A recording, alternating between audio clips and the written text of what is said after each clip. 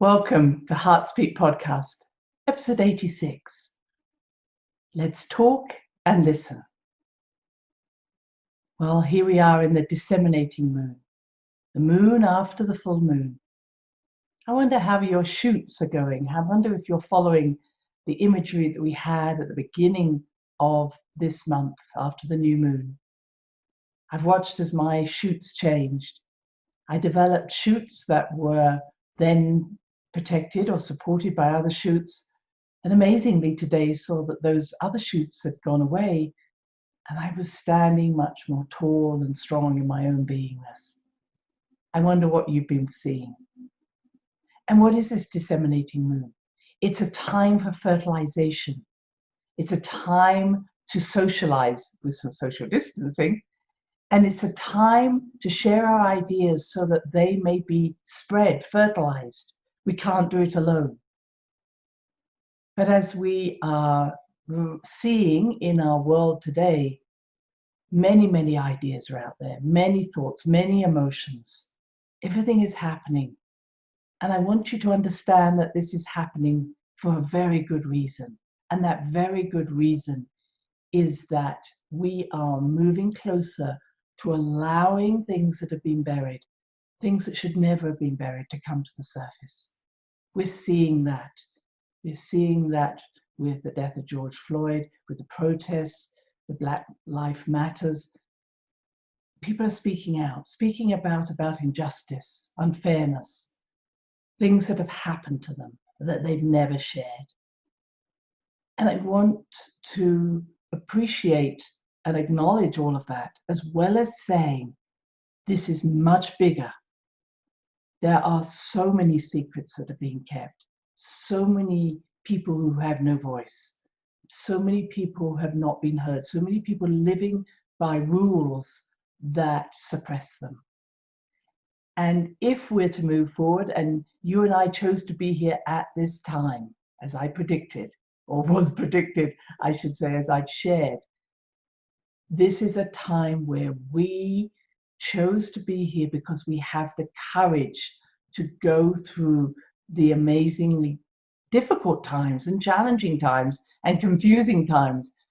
But we do know within our hearts what our future is. We have the blueprint of what we wish to see in the future. Now, you may have a slightly different viewpoint than I do. That's absolutely normal. That's what we need. But as long as we hold on to the vision of what do we want to see in our world, what do we want to see for our children, our grandchildren, how do we want to be in the world? How do we want our world to look around nature, our relationship with nature, relationship with the sky, relationship in any way? Because this is a time of building healthy relationships, especially as Venus is going backwards and she's coming towards Pluto, and it's going to be very much, or she's coming towards having a relationship, a transit with Pluto. It's going to be, where are our relationships damaged or not in harmony because of years of not speaking, of years of following dogmas that don't work for us? So I hope as I share today, you'll listen to me with an open heart and open mind. What I say to you is not to follow my truth. I'm only inviting you to think for yourself, to explore possibilities for yourself. And as I shared in one of my Facebooks, to break down the separations. This is a time where Pluto, which is the fire of change, is literally willing to come and burn away anything that is not in harmony with our souls anymore. And that includes thoughts that we may have had, rules that we may have, dogmas we may carry that no longer harmonize with us or keep us separate from the fullness of relationship. So here we are in the disseminating moon, as I say.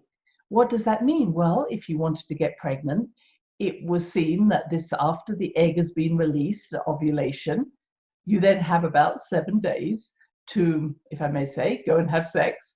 And this would be a time where a sperm would fertilize the egg. So this is a very powerful time, a sensual time, a time when we are more coquettish and maybe flirtatious because we want our ideas, our eggs, to be fertilized. And so we may use all our different skills to make this happen. But never before have we had such a time where what we're wanting to be shared has question marks around it. What are we wanting to fertilize? What ideas do we want to spread? And do we know the source of that idea? Do we know whether this is something that is going to harmonize us in the future, bring us closer to what we want? Is this the baby that we want to create? And I don't know in your life, but I think of myself as when I was a doctor, and we never, in my day, and again, I feel very old here, but in my day, we never judged someone for what brought them to the hospital. It's different now. But we never said, well, maybe you shouldn't have drunk so much, or maybe your cigarette intake wasn't maybe the best for you. And as I often worked in casualty, in ER, we never said, well, why weren't you wearing a helmet? Or why didn't you have your seatbelt on? Or why did you go into that fight in the first place? Maybe we should have done. But my job was not to judge. It was to, if you want to say fix, help that person get back to normal life.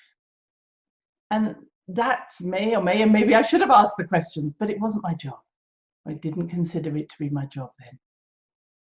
And there was a time when I actually stopped working in ER. It was a time, I remember I was working on a Saturday evening and I was sewing up these people who had come from a bar fight.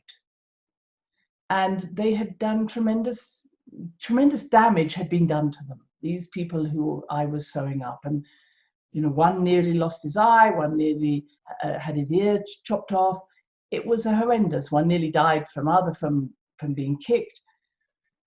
And I just sewed them up, which is what I was told to do. And within an hour, the next people came in for me to sew up, and they were the ones who had now been attacked by the person who I'd just sewn up.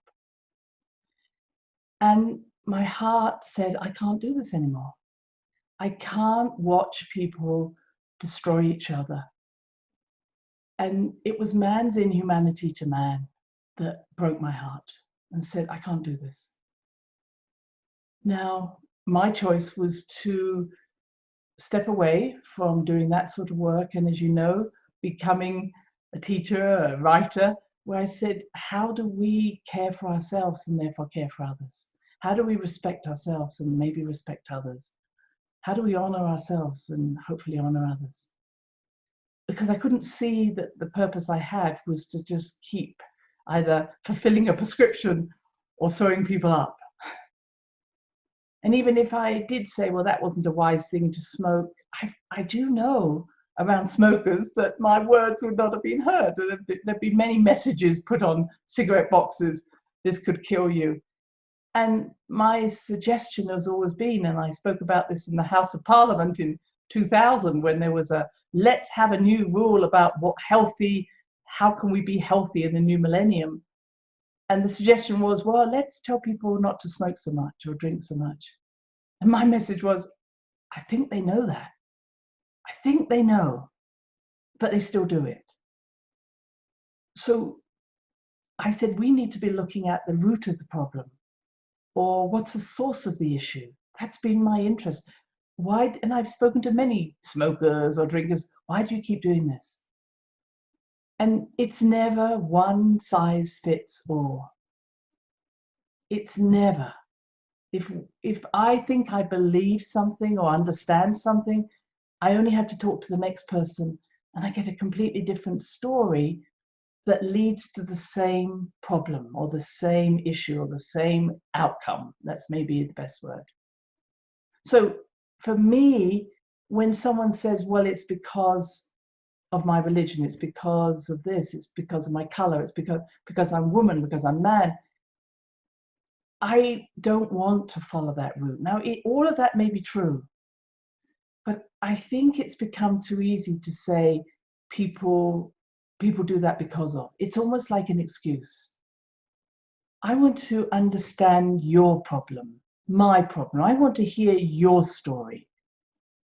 I don't want to hear the bits that came into that story. In other words, well, my father was this, my mother was this, well, that's all relevant. But just tell me your story first. And tell me your story not based on theory, but how you felt. In Adlerian psychology, they talk about if you could run a video and to stop that video at any moment of that particular event, where would you stop that video? And when I've worked with thousands of men and women who have been sexually abused, and I've got to tell you, the place where that story stops, where they stop the video, is not always the same. The impact of what people generally say, well, it must have been the abuse, that must have been the horrendous thing. That might have been. But what impacts us long term is not always what society or an onlooker may believe. We have to learn to listen and allow others to speak without filling in the dots, without projecting onto them our story, our needs. You might say, well, no, we all know what the problem is. No, you don't. You really don't. And you don't, like I don't, know where this began.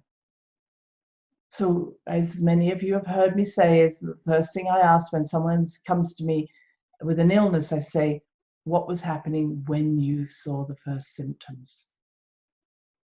And people will commonly say to me, I know why I had cancer, why I have cancer. So to be able to listen with an open heart and open mind is a gift. This is reconciliation. This is how Nelson Mandela brought about the peace that he wisely and compassionately brought to South Africa in his time. It's the way Northern Ireland, Southern Ireland, how the peace came. It's not easy to listen to others. It's not easy to listen to others when you are the cause of the problem. And not to jump in and try and justify it. I'm not talking about just listening and saying, well, that's fine. No, can you listen to someone telling you what you have done to them? And to me, that is the stage of true reconciliation. It's the stage of true compassion. In this time when we are moving into 2012's birthing of the new world, there were two things that really stood out for me when I was listening to the Indigenous teachers sharing their wisdom. How were we changing? Two things. One, we were entering into a world with unity through the acceptance of diversity. That isn't minority and majority. It's diversity. Nobody is the same as you. Nobody is like you. If I just look at your color or your religion or where you come from and say, oh, well, I understand all, I am deeply, deeply disrespecting you. I don't understand you at all. You don't understand me. To look at my color, religion, country, culture, you don't know who I am. Can we stop and listen? And not with a mind that says, if what you tell me doesn't fit into my mindset, I will reject it and therefore reject you. Can I walk a mile in your moccasins? Can I hear where you've come from without feeling judged or rejection or denial? Your story is what has made you who you are. There may be many similarities, but you're not the same. The second piece of the 2012 story was we will feel immediately the effects of our thoughts, words, and actions on other people. And you might, as an empath, say to me, oh, well, I already do that. No, this is not empathic. This is not sympathy. This is, if I say something, I will immediately know what the purpose of my, no, not the purpose, how my words have affected you. And that's not the same as saying, oh, I'm sorry I hurt you. But the energy of this 2012 prediction is, and I will immediately feel that in me. What I do unto you, I do unto myself. If I may, strike you, I strike myself and I feel that. What would our world be like if everything that we did to someone else, immediately we felt inside ourselves? Would we stop? Yes. Maybe not. Maybe you'd take that risk. But the veils that fell in 2012 between the dimensions meant we can no longer say this person is separate from me. And that level of separation isn't physical, it's mental. I can no longer justify my actions due to my mental constraints. Yes, but really, if you understood really what's going on, no, that's all mental. That throat chakra jumping up, wanting to convince ourselves that no, that couldn't be me. And that's what's happened, please, for thousands and thousands of years. And some of you may have got upset when I talked about puppeteers. But what I was sharing is that there are those within our own family, those within our own community who would prefer we didn't connect to each other. Not just pleased by, oh, I feel your feelings. That's really important. But I recognize your uniqueness. And I honor, respect, support, and have compassion for your uniqueness. In other words, I'm saying, yes, I can listen, but I'm not the same as you. And you might say, well, you're very confusing now. You're telling me to be the same. No, I can listen to the humanness. I can hear the pain. I can hear the trauma. I can feel that. But I don't know you. And I will never know you and may never know you. But until I recognize your uniqueness, I truly can never honor you fully. Does that make sense? It's like the mother and the father believing that they will totally understand and predict the future of their child. No, you can't. What you're doing is meeting in a certain moment, attaching to some part of each other that brings about this child, but this child is unique. So maybe I just want to reiterate, I believe our future is to find the point of commonality, a point that says we feel the same towards ourselves, we know the same feelings. As you know, we all have loved, we've hated, we've had anger, we've lost. Those things make us human. They bring us together.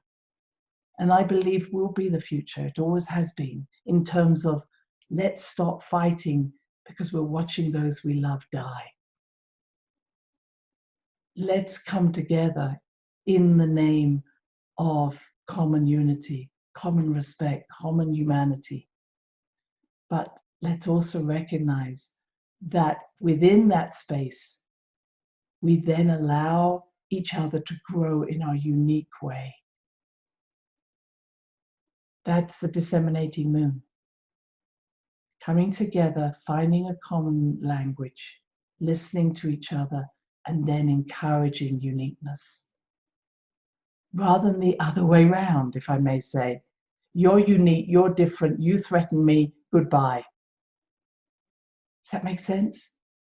Every tribe that's invaded another tribe, every group that's taken over from another group has adopted certain things within their culture and rejected others. And the only reason that they became powerful was because of this act. Let's create shame from the old, about the old, never go back there, don't do that, be like us. And that's how tribes have grown.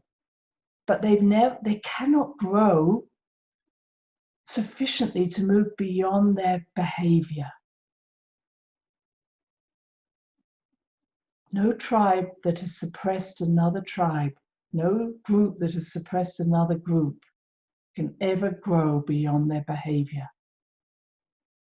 Does that make sense? The only way of growing is to acknowledge and expand ourselves through the relationship with others, not by excluding others. The gift of relationship, the gift of coming together, the gift of this disseminating is not to say I'm better than, but I embrace what others bring into my life because of their differences, because it makes me stronger.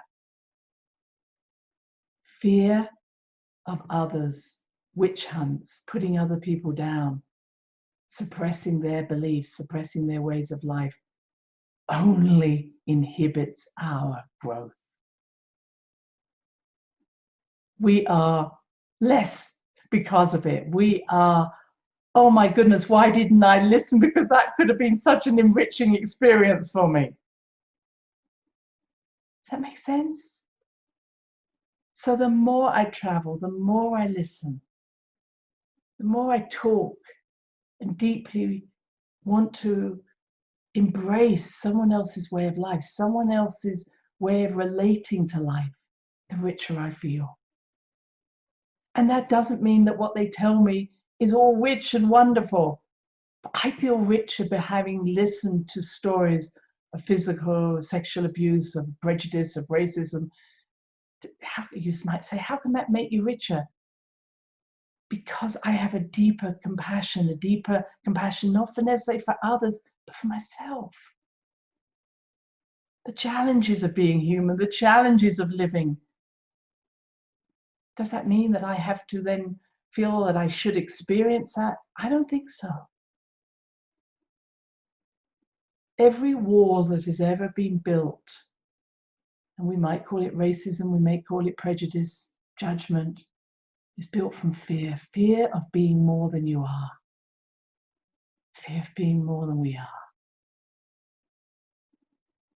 And that's the courage that we're all facing now. When someone says, I don't like what you're saying, go away, leave me alone. I've got my own beliefs. I'm okay, I can leave you alone. But I think to myself, how sad, because I actually want to hear you. I want to hear your story. I want to hear who you are, not just your beliefs. I want to know what makes you unique. What makes you, what's waiting to be born? What's strengthened you? What's given you courage? What's put you down? What's made you sad? And I feel that there are so many people in this world, many, many people who don't have a voice, who can't tell their story, who are lost. What we've done to our indigenous peoples is horrendous. I see it here in New Mexico. Shut off, 30% of them not having running water. How come? More sick than others. So when I asked you to tell your story, then I say, open that up to the story that you inherited. Your story isn't just about making you strong or independent, but What pain are you carrying that needs to be spoken about? What pain of your ancestors needs to be shared? Not to shame others. Again, you can do that, but it's never going to heal us. Being able to speak, being able to be heard, it's one of the greatest gifts. If you want me to say sorry, I say sorry, but that's never going to be enough for your own self-compassion, your own respect. And we are birthing in this disseminating moon a new way of listening, a new way of listening with our hearts. And I'm watching as so many within this framework of so much getting stirred up, and more is going to get stirred up, my friends. So much anger, so much fear, so much woundedness. And I felt it. It's just who I am. Many of you may have felt it. I felt it in my womb. Why my womb? Because my womb is the place where I cry. My feeling is not just the anger, not just the fear, but the tears that have gone unspoken, unseen. The child who's been abused who stopped crying. The woman who has been beaten so many times she doesn't even know where to turn to. The black man, the black woman who feel ashamed of who they are. The native people, the First Nation people. But there are so many more. Within your own family, within your own makeup. Let's start by telling our own story without a desire for an outcome. Let's hear the stories of those in our family, again, without promise of a certain outcome, but the promise to listen, to be heard. Our communities are going to heal because we give that time. And those who choose not to listen and to hear and to speak, we can do nothing for. For those who choose to live behind their own barriers, no, this is my truth and nothing will shake me. God bless you. There's nothing we can do except for offer our love, not in an empathic or sympathy way, but an understanding. Our prejudices, our barriers make us artificially strong, but they're not secure. And within that, there's sadness. But everybody has a choice.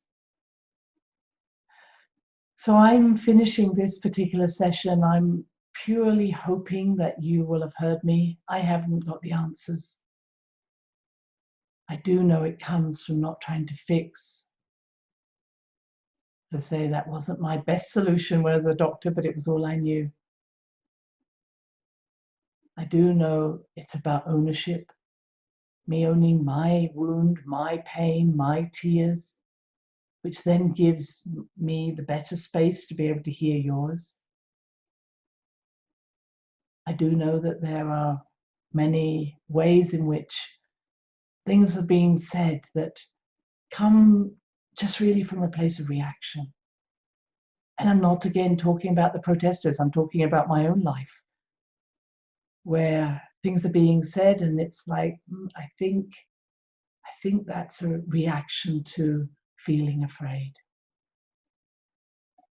All I can say is I'm here, I'm listening, please talk, please share, please be angry, please be sad, but recognize that I can relate to you in those ways, but only you can do the healing. As I once heard in a Native American culture, that when something happened to someone, the whole tribe would stop and listen for 3 days. Without questioning, without comments, would just sit and listen for 3 days. And then they would turn their backs. And they didn't turn their backs from a place of not loving, but from loving.